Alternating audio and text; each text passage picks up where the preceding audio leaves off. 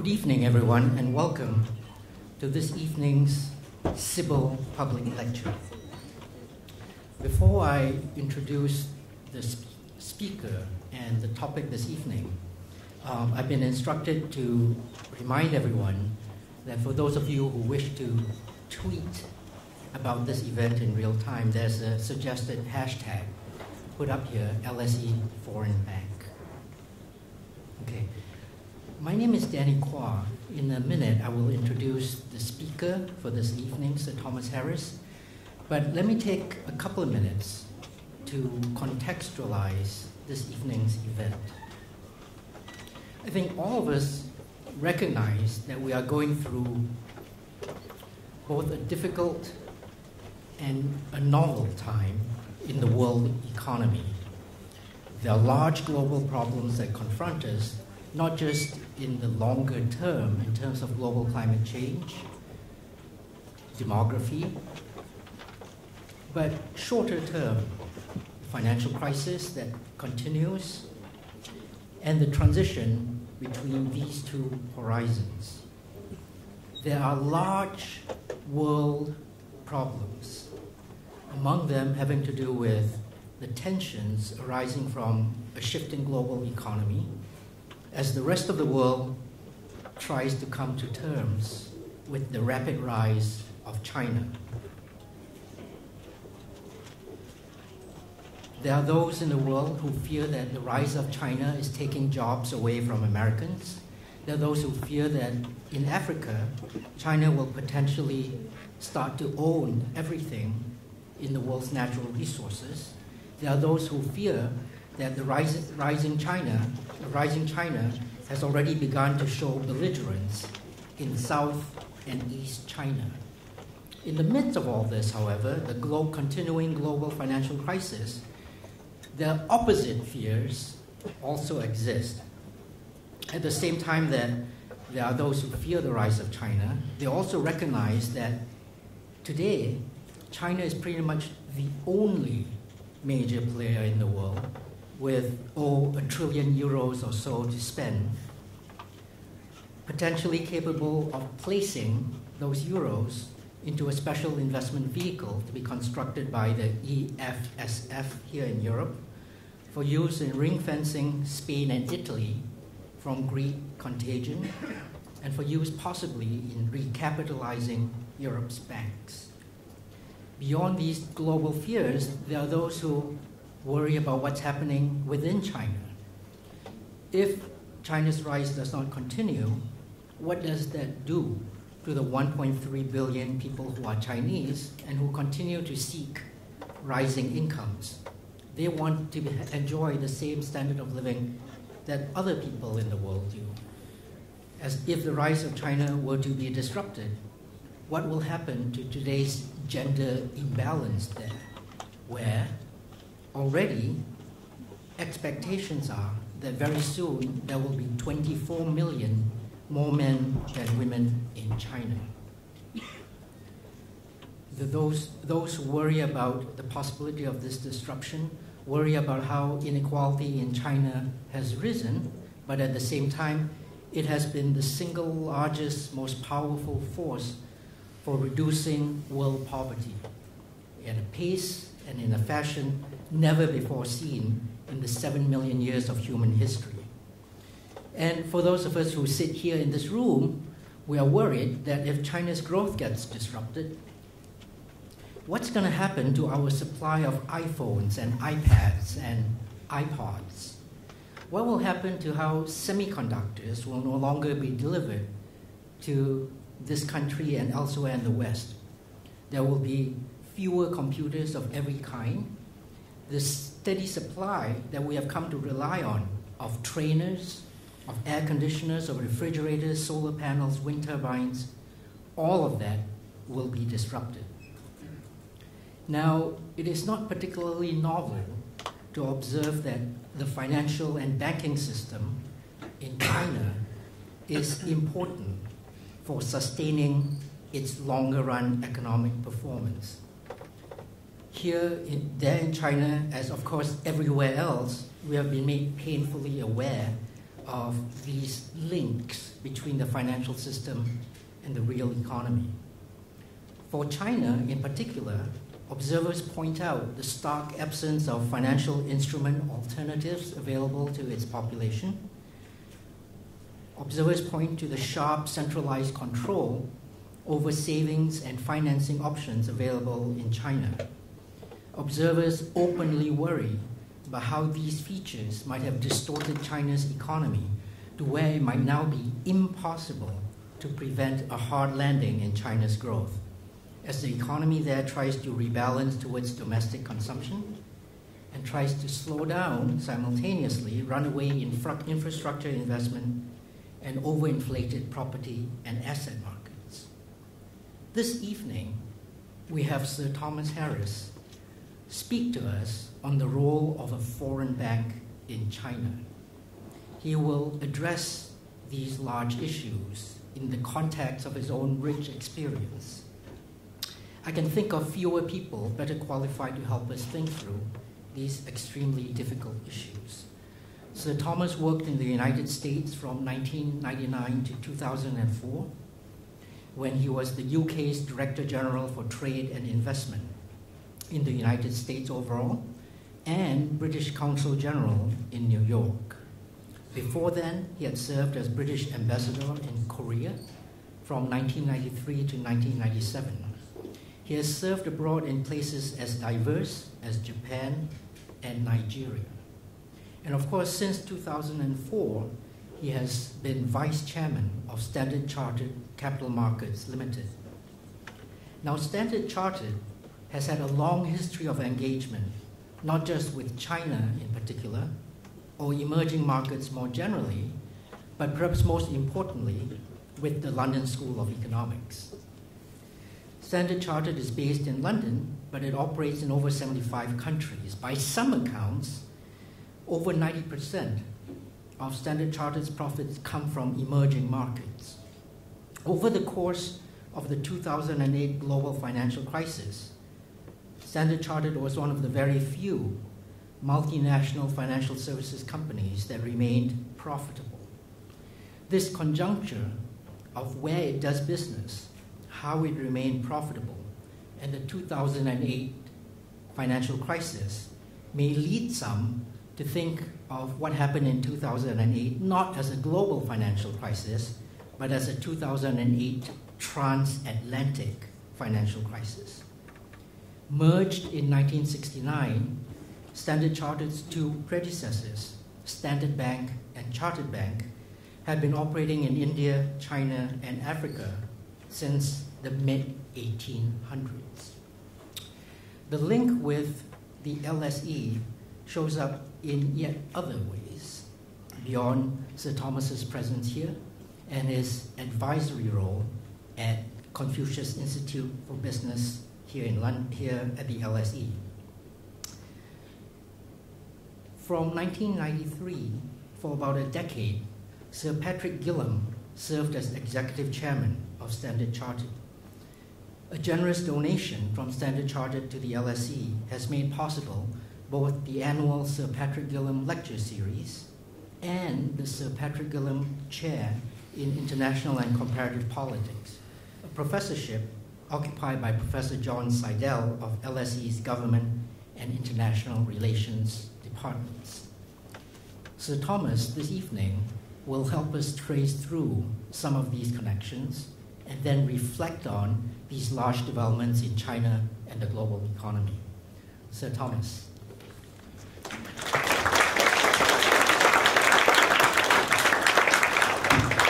Thank you, Danny, for that extraordinarily wide-ranging introduction, and I couldn't possibly match the expectations that he's aroused, but I do hope that some of the issues he's touched on will certainly not all be covered in my remarks this evening, but I do hope we can get on to a Q&A session and come back to some of the important points that you've made. Let me start by thanking the Confucius Institute of Business here in LSE for having invited me to come and talk to you this evening. And let me also express my great pleasure at the fact that this event is taking place at LSE. As Danny has just explained, Standard Chartered has had a very long, cordial, close, fruitful relationship with LSE. And as he said, apart from our support for the Confucius Business Institute, the bank has provided financial sponsorship for the Sir Patrick Gillam Chair in International Comparative Politics. It does endow the annual Sir Patrick Gillam Lecture Series. And Sir Patrick Gillam himself, for those of you who almost certainly won't be aware, he graduated from LSE in 1954, and he was made an honorary fellow at this school in 1999. He also, as Danny said, he served as chairman of Standard Chartered Bank for about 10 years and only retired from that position in 2003. And while he was chairman of our bank, he took a particular interest in our activities in China. That interest was, of course, not surprising given China's recent economic performance, and the fact that Standard Chartered is now the oldest foreign bank in China, with a continuous presence going back over 153 years. It was in August 1858 that the Chartered Bank of India, Australia and China, as it was then known, opened its branch in Shanghai.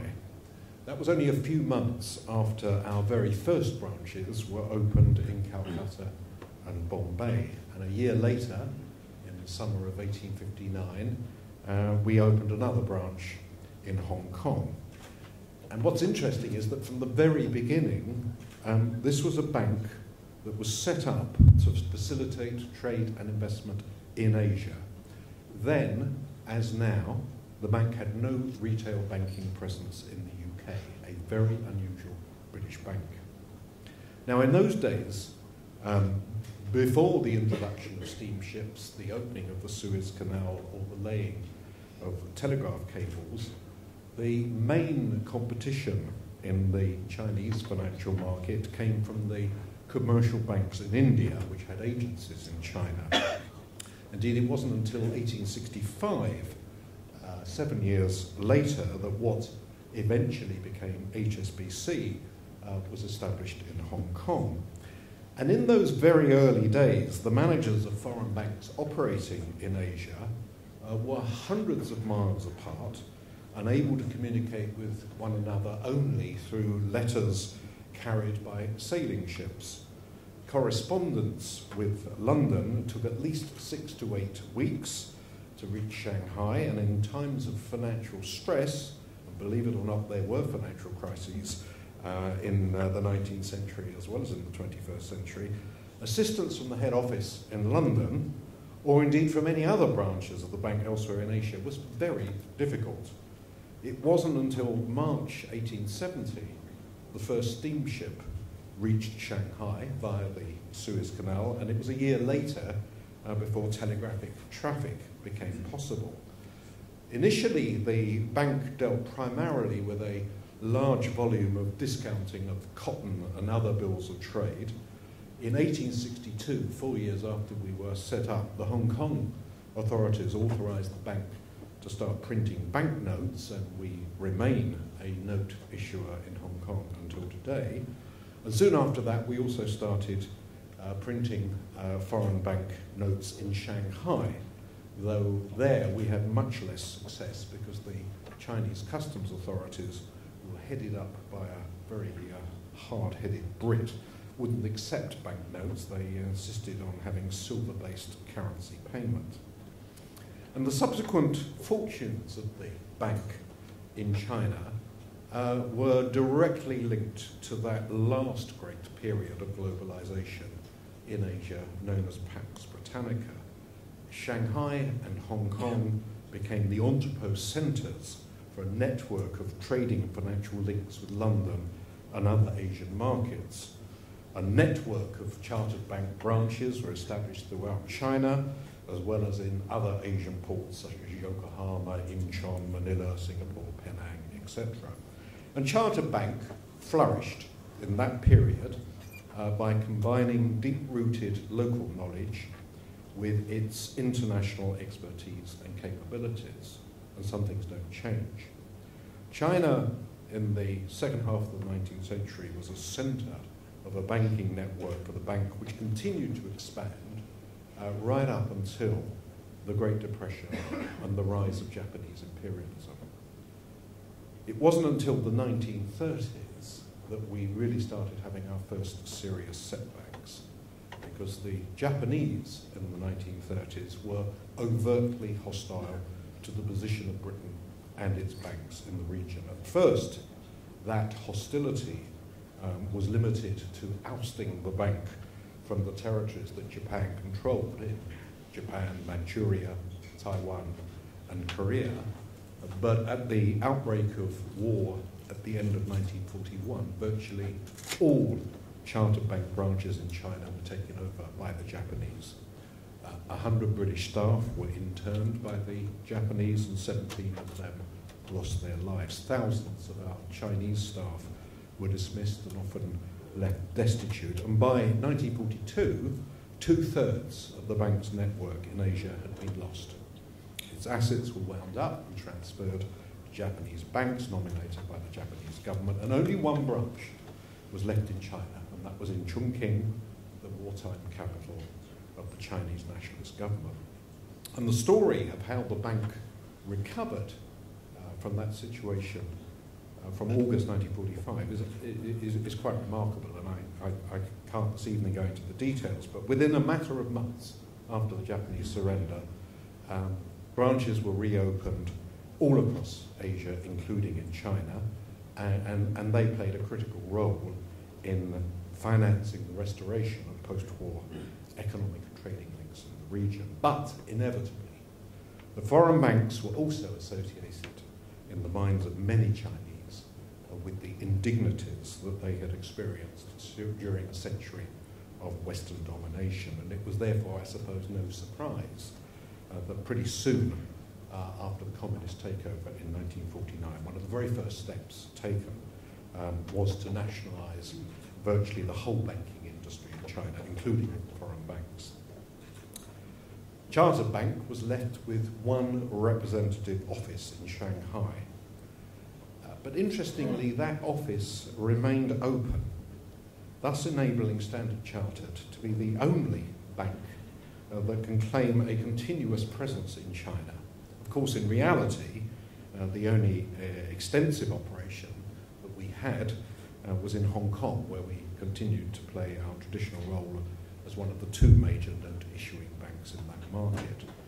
And the restrictions on the ability of foreign banks to operate in a serious way in mainland China didn't really begin to ease until after the Cultural Revolution, when Deng Xiaoping cautiously allowed some foreign bank branches to reopen in Shanghai to start to conduct foreign currency business. And by virtue of our precarious presence in Shanghai, we were among the first of the overseas banks to take advantage of that opening. Slowly, the restrictions on such operations were lifted, but the big breakthrough came relatively recently. It came only in December 2006, when, as a result of the commitments that China had entered into in its WTO accession negotiations, the banking regulations were amended so as to allow foreign banks to incorporate as local Chinese banks, and in theory then to be given national treatment, in other words, to be treated the same as Chinese banks. By that time, as Danny had said, we'd merged with the Standard Bank, which was primarily located in Africa, to form the new Standard Chartered Bank, and we were the first foreign bank to apply in 2006 for local incorporation as a Chinese bank. HSBC were soon after. This was, of course, appropriate, given that, as I've said, we were the only foreign bank to be able to claim that unbroken history of operating in China through 150 years of good times and bad times. And these, in recent years, have undoubtedly been the good times for China as it liberalised its economy and re-emerged as one of the great economic and political powers. You all know, unprecedented economic development has lifted literally hundreds of millions of Chinese out of poverty at home while the economy has acted as a motor for global economic activities over the last decade. And as the private sector has been liberated from many constraints, setting free an enormous amount of entrepreneurial innovation, China, of course, has witnessed a massive growth in investment and rising living standards. Since the formal incorporation of Standard Chartered China in March 2007, our bank's presence in the market has virtually doubled every year, admittedly from a very, very low base. Today we have over 70 outlets in China, 18 branches, 51 sub-branches, I'll explain the difference if you're interested, and a village bank in Inner Mongolia. We now have over 5,000 staff and a total which is constantly growing, and we are now one of the leading foreign banks in China. In 2010, the last full year of results, our revenues grew 23%, 4.5 billion yuan. Our pre-tax profits rose 13% to 482 million yuan. Our client loans grew 30% to 95.6 billion yuan. That's about US $15 billion. While client deposits rose 58% in 1 year to 123 billion yuan. Now those last two figures for loans and deposits matter because one of the major challenges that the foreign banks faced when they started to incorporate in 2007 was a regulatory schedule laid down by the People's Bank of China that they would have to have a loan deposit ratio below a 75% maximum within a relatively short period of time. And given the difficulties of collecting deposits with a very limited branch network, and in a market where interest rates are fixed, that was quite a challenge. And the fact that our bank last year achieved a loan deposit ratio of 72% by 2010 was for us a major achievement. But to keep these figures in perspective, it's also worth pointing out that even after now 30 years since Deng Xiaoping started that first cautious opening up, the bulk of China's economy is still state-owned, and the Central Bank of China has estimated that the total asset size of all the foreign banks operating in China at the end of 2010 represented only 1.85% of all bank assets in China. That was indeed lower than the 2.4% share that the foreign banks had achieved in 2007. In other words, foreign banks still operate essentially on the margins of the Chinese economy. The bulk of corporate, government and household finance continues to be provided by these enormous state-owned banks, which are now among the largest in the world. These are the financial institutions which the Chinese government used to stimulate domestic demand after the global transatlantic financial crisis in 2008. These are the banks which still underpin the financing of China's massive infrastructure program, and these are the banks used to support the state-owned enterprises, which still account for about 50% of GDP. So, given how small the foreign bank share of the market still is in China, what is their role? What is our role in Standard Chartered? I want to suggest that there are 5 major functions. The first is to help the Chinese authorities as they continue to carry out fundamental reform of their banking system. Until the late 1990s, China's state-owned banks engaged in large-scale policy lending. This was aimed at providing subsidised capital to sectors of the economy which were deemed to be essential to meet the government's economic objectives. Credit, in other words, was allocated by central government direction rather than the use of risk management systems by the banks. And non-performing loans, people not paying back their money, became endemic, particularly in the 1990s. And by 1999, the big four state-owned banks had to be relieved of a significant proportion of these debts, which were mostly from the poorly performing state-owned enterprises. Henceforth, the big four state-owned banks, which accounted for well over 60% of the banking sector, were encouraged to provide finance on a more commercial basis. And a wave of restructuring took place 10 years ago, and particularly in 2004-05, the banks had to clean up their books, and the regulators had to put them on a more proper commercial footing. Now, those reforms mattered because the Chinese financial system is still overly reliant on banks and bank lending. In response to the global financial crisis of 2008, the provision of credit by the state-owned banks was used as an alternative to the fiscal stimulus programs that we saw in the West. Over 60% of China's financial stock is still held in the banking system, compared with 30% in the Eurozone, 20% in the USA. Such a high ratio is unusual for a country at China's stage of economic development. And while there is now a massive but volatile equity market in China, China still lacks a liquid corporate bond market or most of the hedging and derivative products which would be used elsewhere to mitigate risk. It also matters to Chinese citizens. Savings in the corporate, household and government sectors have amounted to almost half Chinese GDP. But for want of alternative investment opportunities, Chinese savers have left their deposits in a banking system which offers them very low returns on their savings. The Chinese authorities are well aware of these problems and of the need to slowly shift from investment to higher levels of domestic consumption. And while they still maintain very firm caps on the ability of foreigners to invest in Chinese banks, they have encouraged the major state-owned entities to form partnerships with major international banks so they can benefit from their expertise and experience. The Standard Chartered Bank, for example, has formed a strategic business cooperation arrangement with the Agricultural Bank of China, which incidentally this week has produced some stunning results. Not all state-owned banks are the same, as you will have read, some of you, in the Financial Times today. But we're also the sole foreign strategic investor with 19.9% of the equity in Bohai Bank, which is a new national bank headquartered in Tianjin.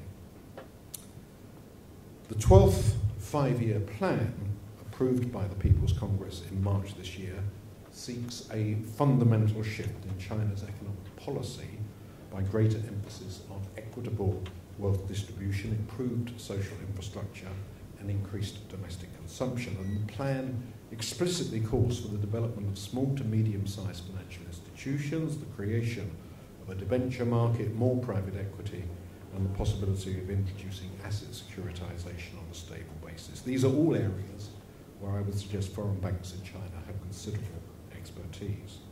So Standard Chartered and the other foreign banks are therefore able to offer their experience in other markets to help the authorities with these reforms.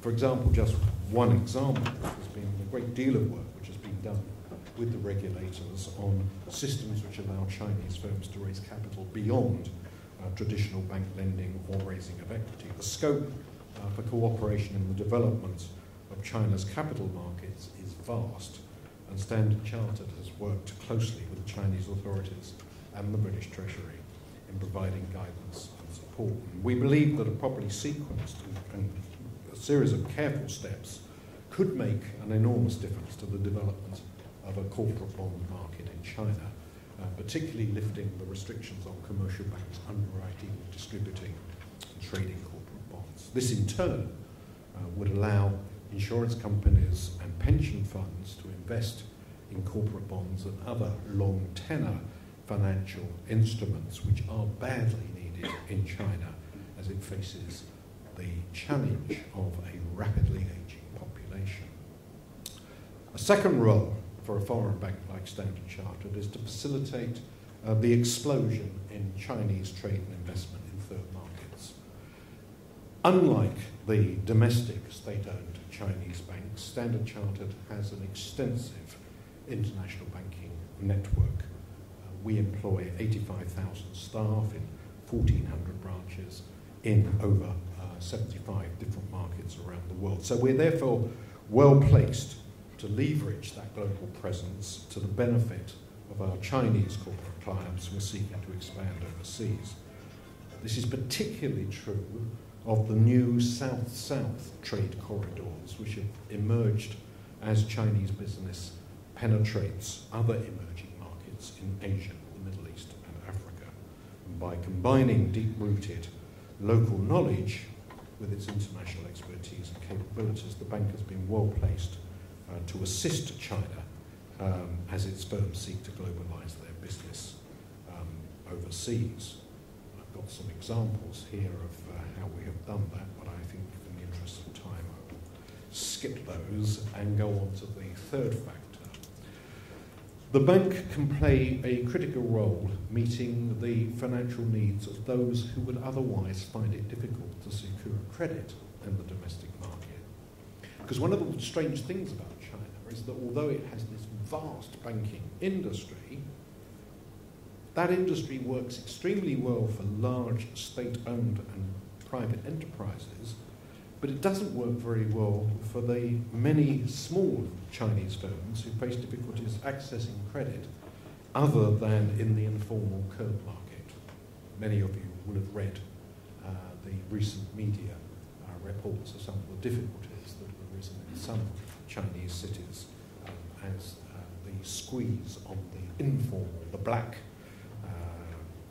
credit markets has begun to bite. Now, since 2003, we've been providing dedicated banking services to support Chinese SMEs, and we've introduced a number of new service models to provide those smaller, medium-sized companies with a range of financing, foreign exchange, hedge, investment, and other trade services. We've been very pleased that we've received awards for SME lending for the last 5 years, right through the global financial crisis. Another of the consequences of the dramatic economic growth in China in recent decades has been the explosion in the number of middle income and wealthy Chinese citizens. China had 230 million middle income residents in 2009, about 37% of its total urban population, and the Chinese Academy of Social Sciences has recently forecast that that number will double again over the next decade.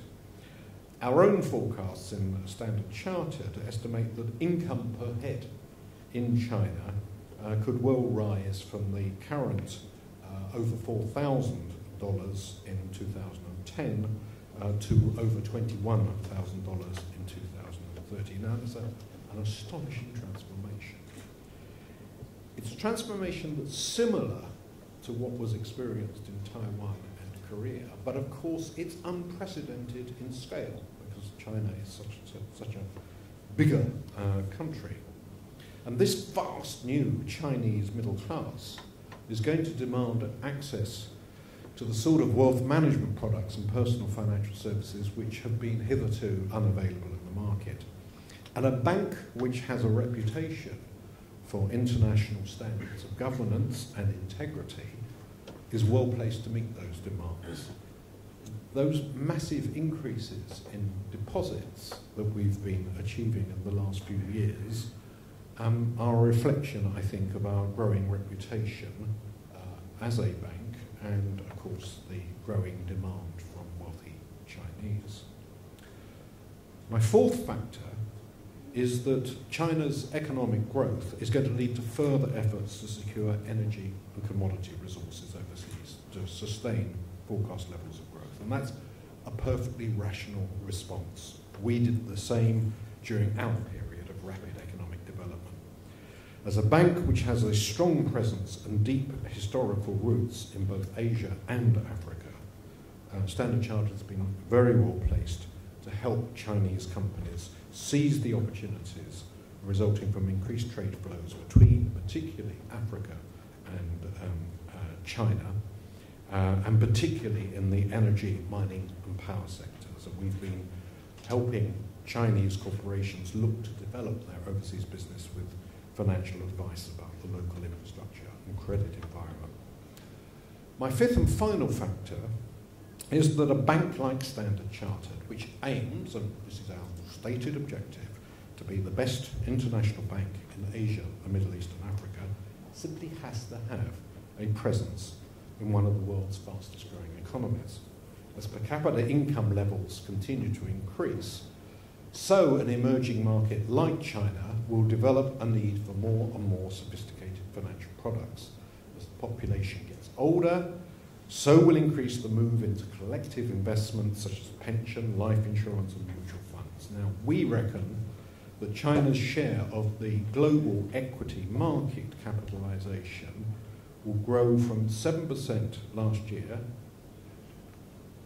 to 25% in 2030.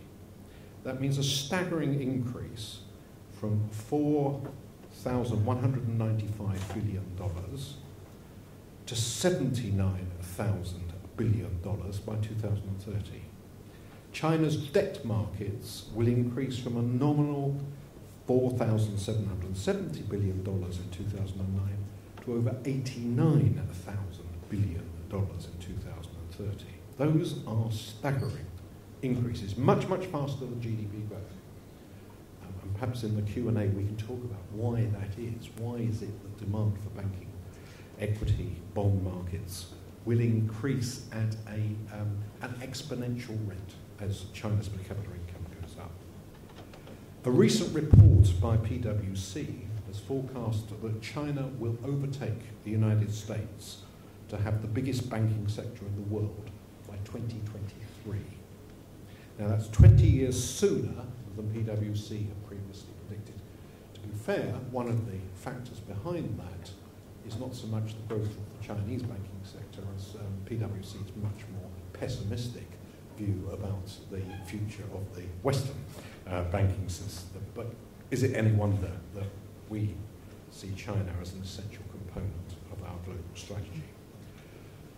So against that background, let me finish by looking to the future, because I think there will be two significant but contradictory factors at work. The first is regulatory. There's no point in denying that there continue to be a significant number of restrictions imposed on the ability of banks in China, which impede their ability to grow the business. Let me just give you one example.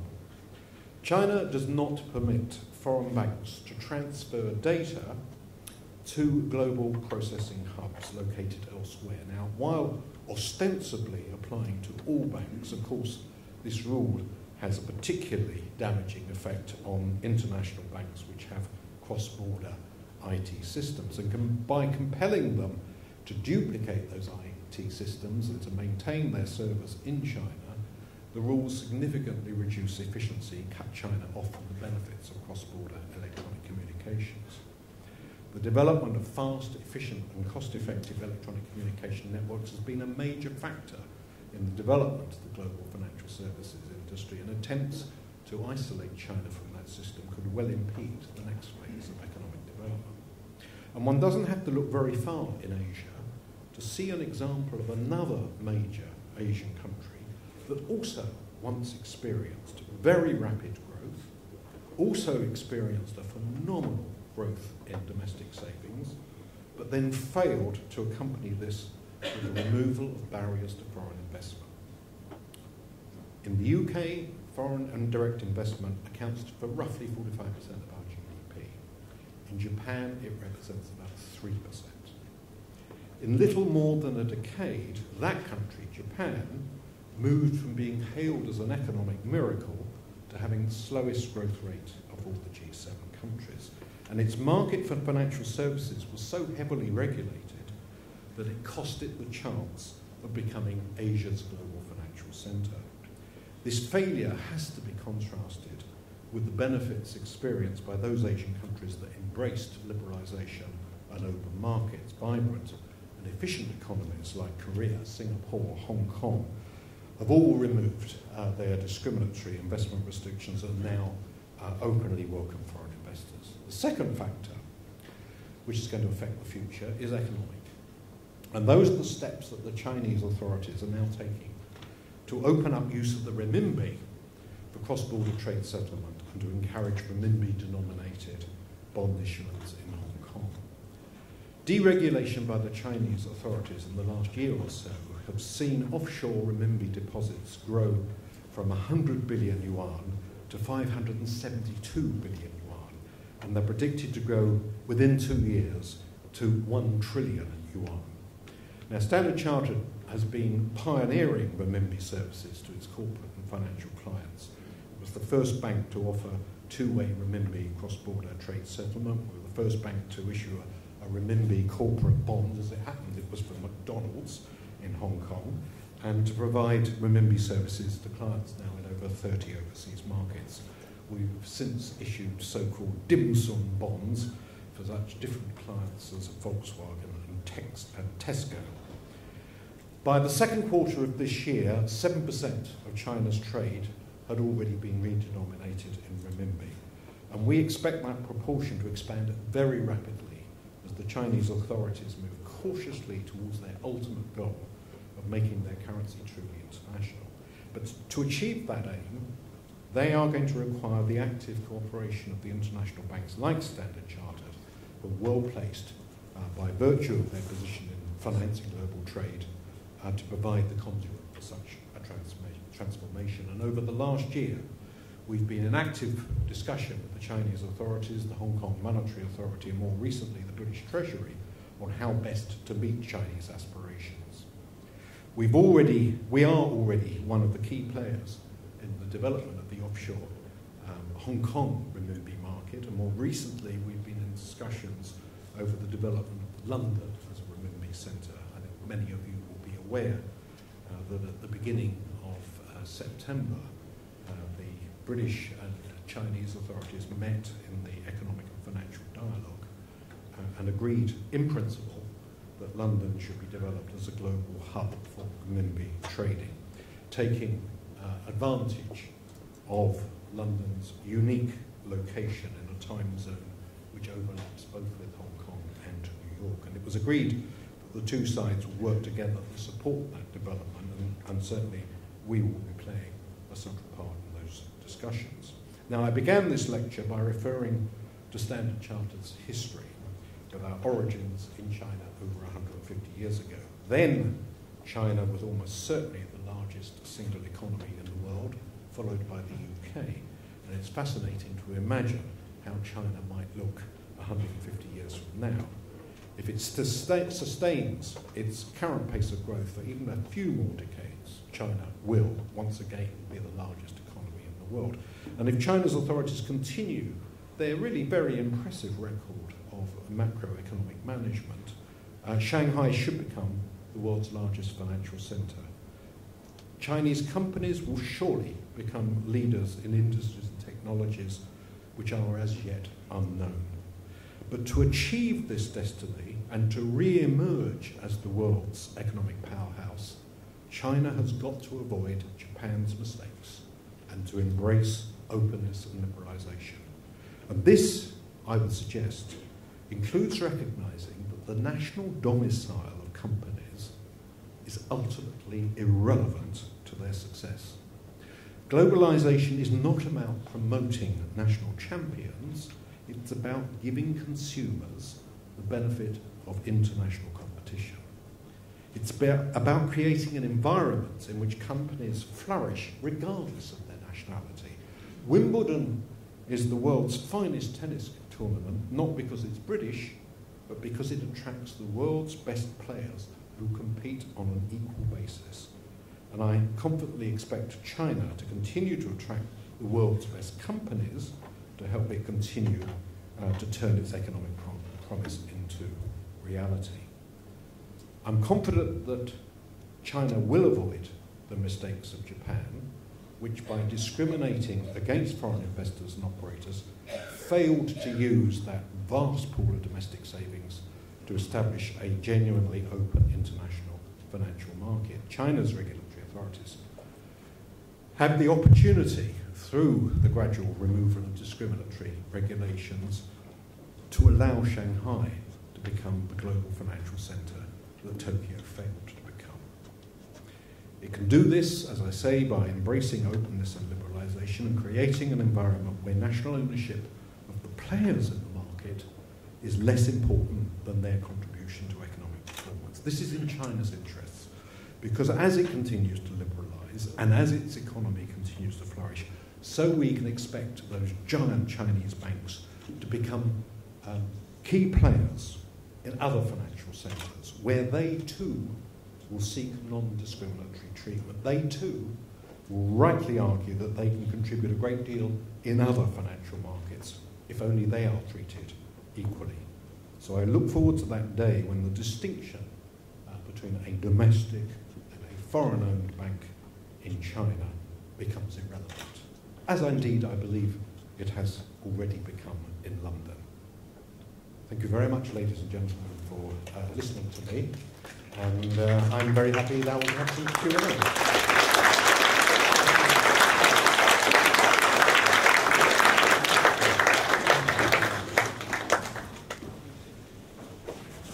Thank you, Sir Thomas, for a most interesting lecture.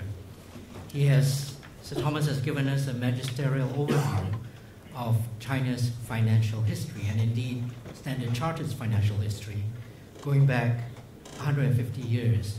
He has brought us up to the present with the most recent statistics and developments in China's financial markets, the role that Standard Chartered and other financial banks might play in that ongoing development. And then finally, he's given us a bit of insight into his own thinking on how the future might play out, what obstacles remain, and what must be done to overcome these obstacles. I think that we can take questions in groupings, so that, if we may, that way we'll take questions in threes or so. And I wonder if I can exercise Chair's prerogative and ask you a first question before we take on the other questions. What do you make of the Chinese political leadership's worries on possible economic and financial instabilities with too rapid a liberalization of the renminbi market? Okay, and then a question from the back.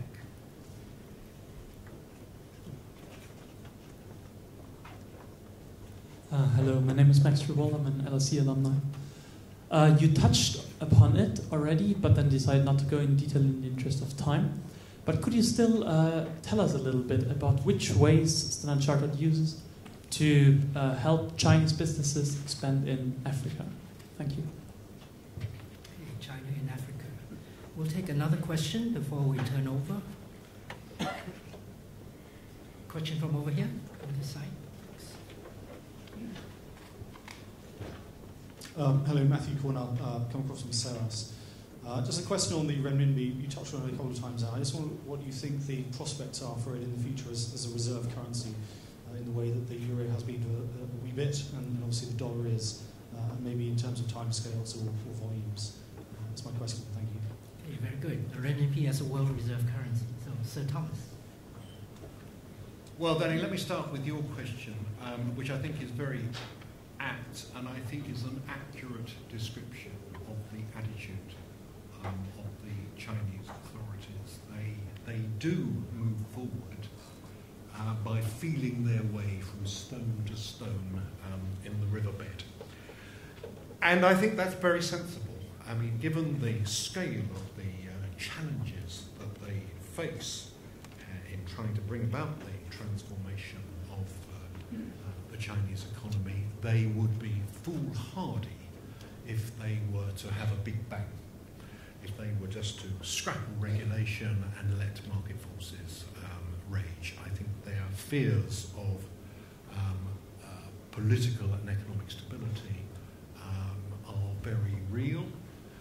And it's what is impressive about the way the regulators have moved forward is that it has been sequenced and very carefully thought out. The Chinese authorities spend an awful lot of time listening.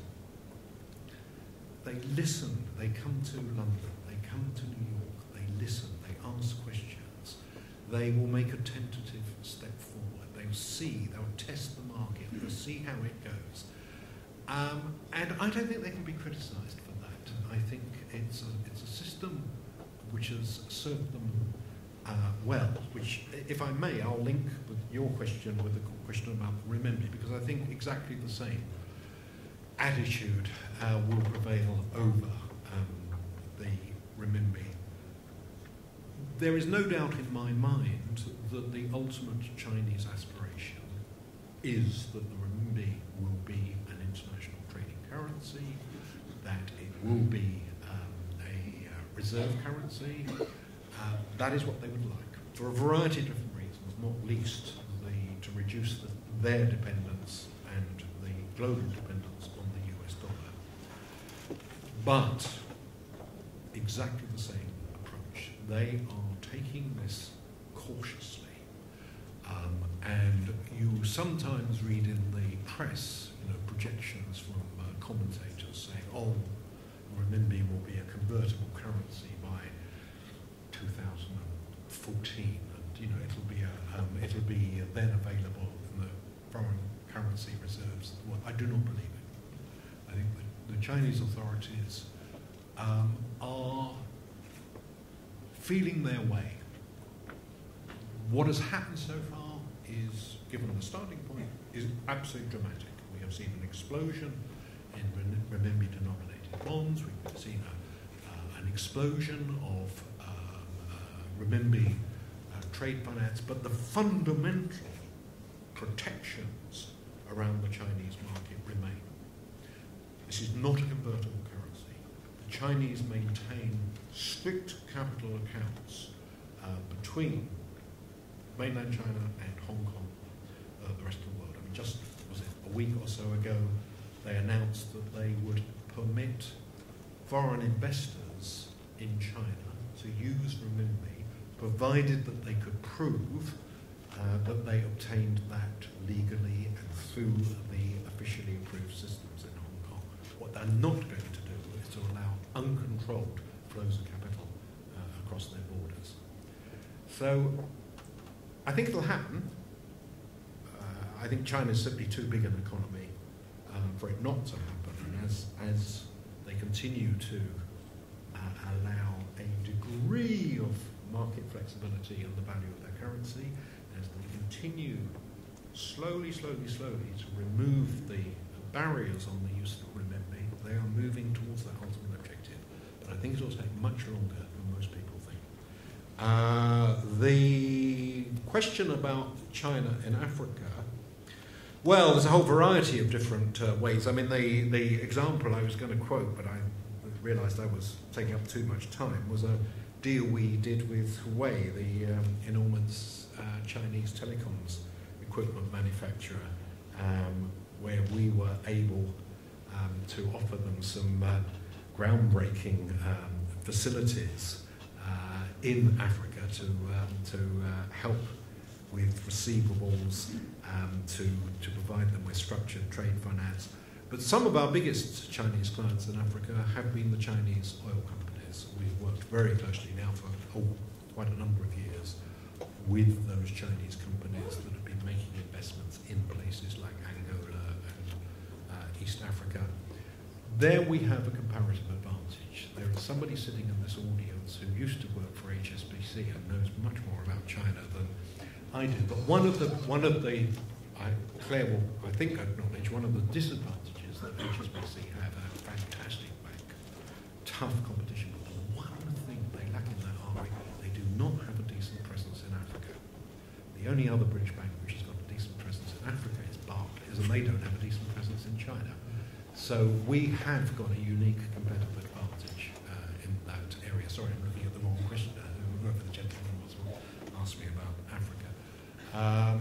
And we follow our clients. I mean, actually, one of the reasons we've opened up business in Angola is because that's where our Chinese clients want us to be. We're now in, I think, 15 markets in Africa, partly, not entirely, partly, because that's where our Chinese clients want us to be. Excellent. Right in the heart of the Africa-China development. Yeah. Put your money in SC. Right, next round of questions. So, gentleman here, and then over there. So, first.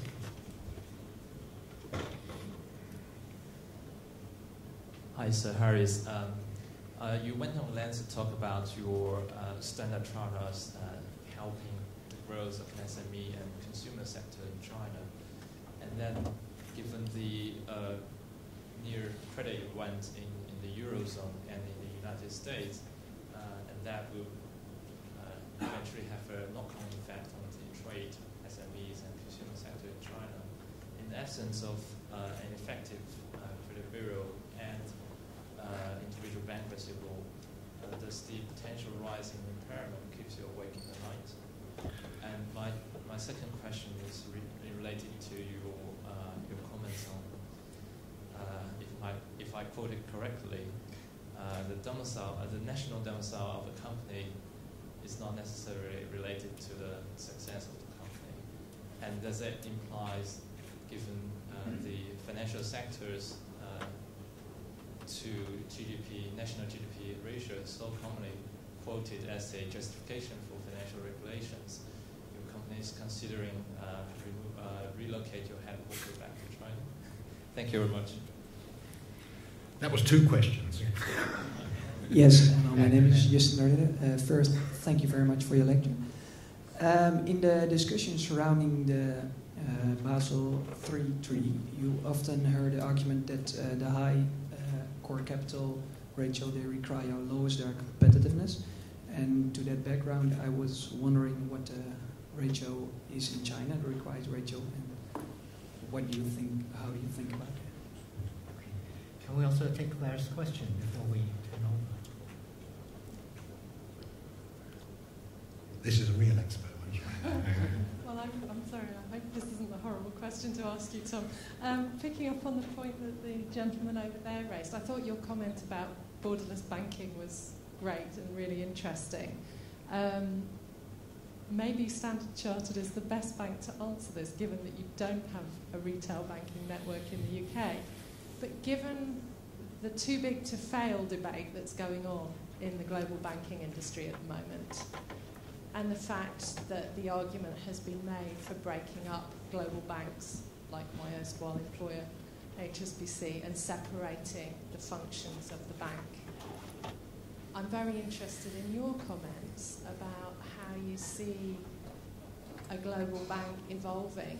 Obviously, within China, the roles of the banks are very strongly segregated and have been so, to some extent, successfully, unlike in the US. And I wonder how you see that vision evolving. Do you think that the ring fencing, for instance, that's under discussion in the UK, is going to be helpful or unhelpful in that process? And if you did see a model of borderless banks, under what model could you see that developing? If that's not too difficult a question, you can probably do a separate lecture on it. But any thoughts on that? Right, come on, no more questions. I shall forget. Right. The first question about the impact of the Eurozone crisis on some of our Chinese clients. You're absolutely right. China is not immune to the repercussions. If there were to be a collapse of the Eurozone, many, many Chinese companies would feel the direct, let alone the indirect, effects. So every good bank has sleepless nights worrying about impairment. That's one of the secrets of success, is to have effective risk management systems in place. And I know every bank says they've got good risk management, and we get to a crisis and we find that some banks have extraordinarily poor risk management systems. All I would say is that the degree of underfunding by the formal banking system for SMEs in China is such that we can cherry pick. We can take on the strongest and the best managed and the most robust SMEs. Are any of them going to fail? Of course. You know, we're taking risks. Every time we make a loan, every time we lend you money on your credit card, we're taking a risk. But I like to think that because we can cherry pick our clients, we can keep the risks under control. Your second question was about national domicile and whether or not banks, the banking system represents too high a proportion of GDP. The point I'm trying to make about national domicile is that the most successful global financial centres are those that don't worry about national domicile. I honestly can put my hand on my heart when I say that in London there is no discrimination on grounds of nationality. The JP Morgans, the China Construction Bank, the Deutsche Bank, Societe Generale, I mean, all these banks operate on a level playing field. Now, there's a second order question. Collectively, does the financial sector represent too large a proportion of the UK economy? I don't believe so. I think, you know, the evidence is absolutely clear that this is a sector which, thanks to international involvement, is one where Britain has a clear comparative advantage. You've only got to look at, you know, the taxes that are generated from the financial services industry, more than pay, for example, for the total education system in Britain, just from the financial services industry. The £45 billion surplus that financial services earn on the balance of payments. No other sector in the British economy even begins to match that degree of international competitiveness. And for people to suggest that we should quite consciously seek to reduce the scale of that industry is, to my mind, absolutely bonkers. I don't hear the French going around saying we're going to reduce the role of agriculture in the French economy because they can only survive with massive subsidies from taxpayers. I don't see the Germans going around saying, oh, we're going to impose a automotive transactions tax because we produce too many cars in Europe. And I think, I've said my piece. Basel III.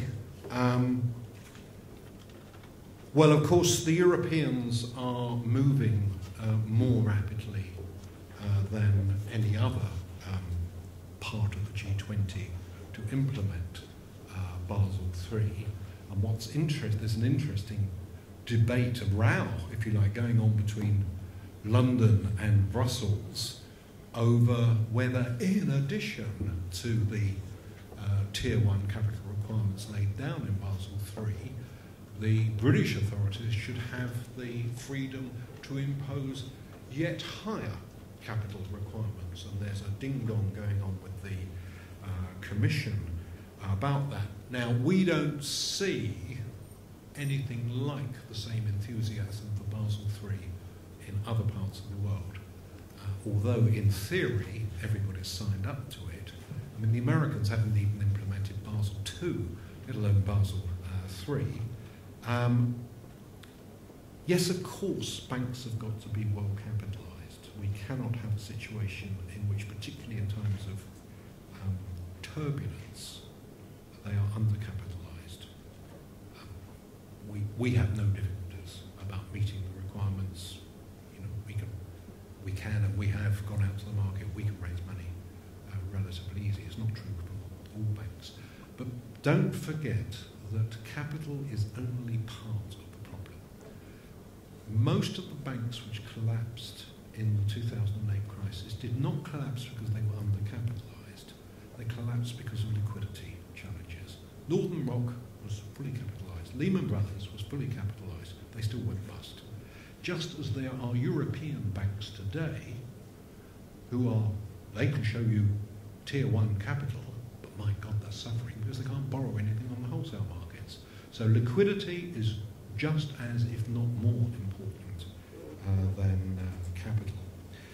As far as Claire's question is concerned, yeah, well, in a sense, the Independent Banking Commission proposals don't affect us directly because we don't have a retail presence in the UK.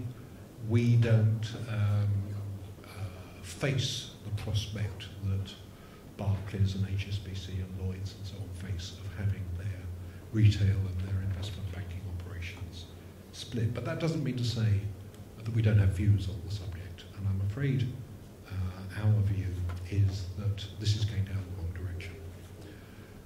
We don't believe that you make the system more secure by fragmenting it, by balkanising it. And by balkanising it, I mean both in terms of function and in terms of geography.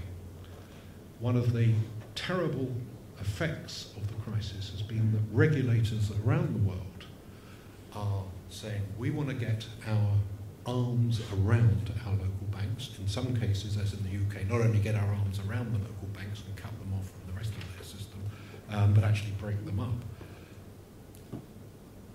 I think both HSBC and Standard Chartered Bank demonstrated during the crisis that actually having a global network and having a diversity of banking activities enabled you to absorb shock much better than if you were highly limited in terms of your geographical product scope. Most of the banks which went bust in the UK were Alliance and Leicester, Bradford and Bingley, you name them. They were pure retail banks.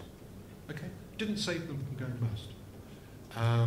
Whereas both HSBC and Standard Chartered Bank had a range of wholesale and retail banking and had a geographical spread which meant that they were shock absorbers, not shock transmitters. And yeah, we're not going to be directly affected, but are we worried about the signal it's sending to regulators elsewhere? You bet your life we are, because we think, frankly, it's the wrong direction we're going down. Does that answer your question? Okay, excellent. So very thought-provoking comments from Sir Thomas. I hope that some of the audience might want to follow up on these remarks. How a robust defense of the financial sector and its contribution to the UK economy.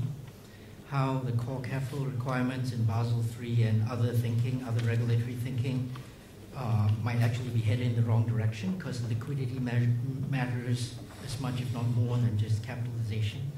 And how the too big to fail argument in its push for balkanization of the banking system is actually pushing us in the wrong direction. So robust and thought-provoking views. Next round of questions. Oh, let the poor devils go. I mean, why should they suffer? Oh, there are more questions. So haven't you had enough? No, so okay. So Jack, and then back, and then I'll begin. Thank you, Professor Quah. And St. Harris, may I ask whether if you could tell us a little bit more on the third role of the bank? For example, what do you think is the exact reasons why there's a large credit went to the state-owned enterprises relative to the private enterprises? And given the fact that the credit plan was actually officially abolished in late 90s in China, and also the big banking reforms have seen in the past. And secondly, how do you see the foreign banks can get around these factors which can encourage lending directly to the private enterprises? Thank you. Okay, then in back. Hi, thanks for taking my question. You've painted a very optimistic picture of sort of a gentle liberalization of the Chinese financial sector and the internationalization of the renminbi. And I think the one sort of point you're concerned about is that that liberalization process might stop because of tentativeness of fears of the Chinese government and their regulators. What else could go wrong here? Okay. And then we'll take just one more, and then we might, as you say, I'll turn it over to you, and if it looks like we might be out of time, but I know that there remain other questions. The gentleman in front. Hello, I was wondering about the role of sort of a branch network which you have when you say up against people like the Agricultural Bank of China, which I believe have around 30,000 branches in China. You said, why you got really impressive growth rates, 70. I was just wondering, what you thought about the role of the branch in China. Yeah. Okay.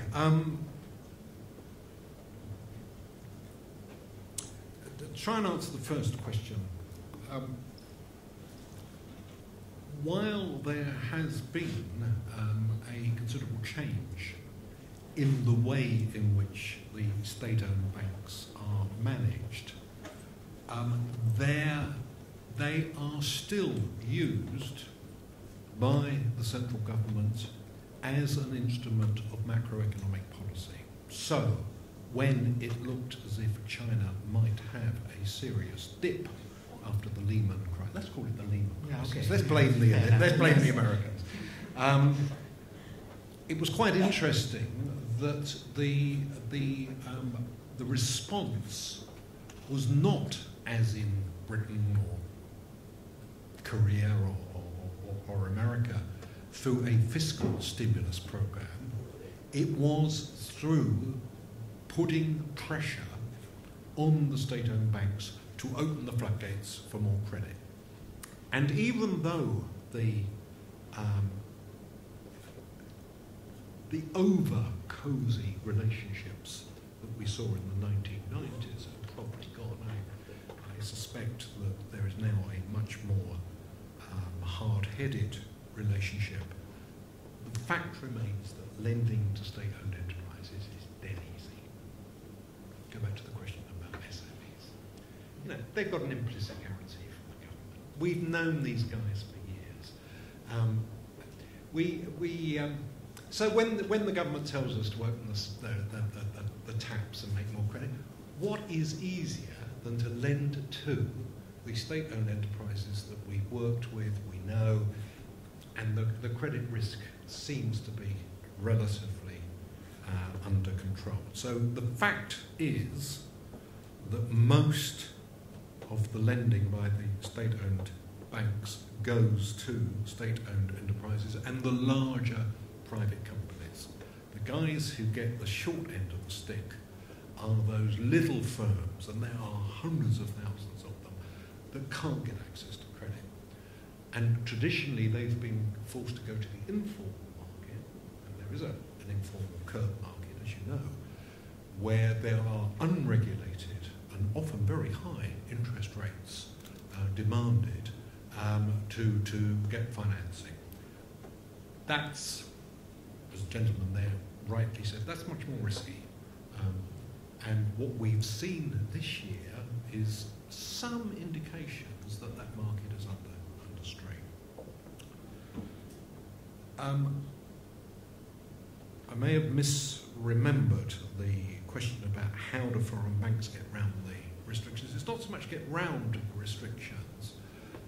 It's just that, as you rightly suggest, the foreign banks are, as I said in my talk, they are working essentially on the margins. I mean, when the total foreign bank presence in China is less than 2% of bank assets, I like to think we can play a constructive role in China, but I'm not under any illusions that at our current stage of development, and by our I mean all the foreign banks, we are going to have a significant macroeconomic impact in China. But for the reasons I spelled out in my talk, I think there are particular niches, particular types of activity where we do add something to China.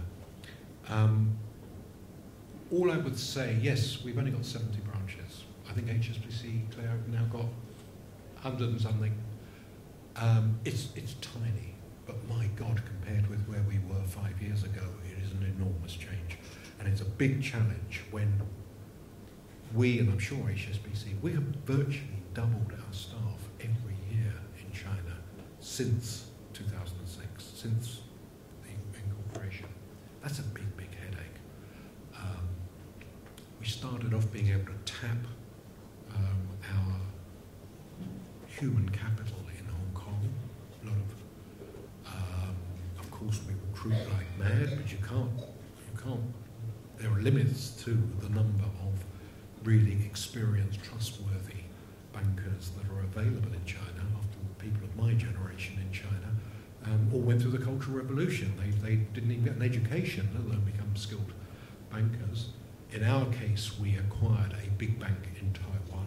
We've got 6,000 people in Taiwan. That's another source of skill. But just coping with a doubling of size each year is a big management challenge. What else can go wrong on liberalisation? Well, that brings us to the debate that Danny touched on right at the very beginning. Is China headed for a hard landing or a soft landing? The pessimists would say there are signs of things going wrong. The local authority, there are massive local authority debts in China, something like 35% of GDP represented by the debts accumulated by local authorities, often in special purpose vehicles. Question, are they going to be able to repay those debts when there are signs that the real estate bubble has been pricked? In their determination to get inflation under control, interest rates, of course, have gone up, credit has been tightened, and one of the things that all observers of the China scene are looking at very, very carefully is what is going to be the impact on the real estate market, because the local authorities hitherto have been able to raise money relatively easily because essentially the transfer of land from agricultural to commercial has been the source of their funding. So the pessimists would say there's a real risk of a downturn, particularly if you couple that with a much more challenging external environment. We're not pessimists. I mean, you're right. We recognise that there are problems. We recognise that the growth rate is likely to come down from the giddy heights of the last few years, but come down to what? We think by first half of next year, we may be down to something like 7.5%, 8%, which by any other standard is absolutely phenomenal.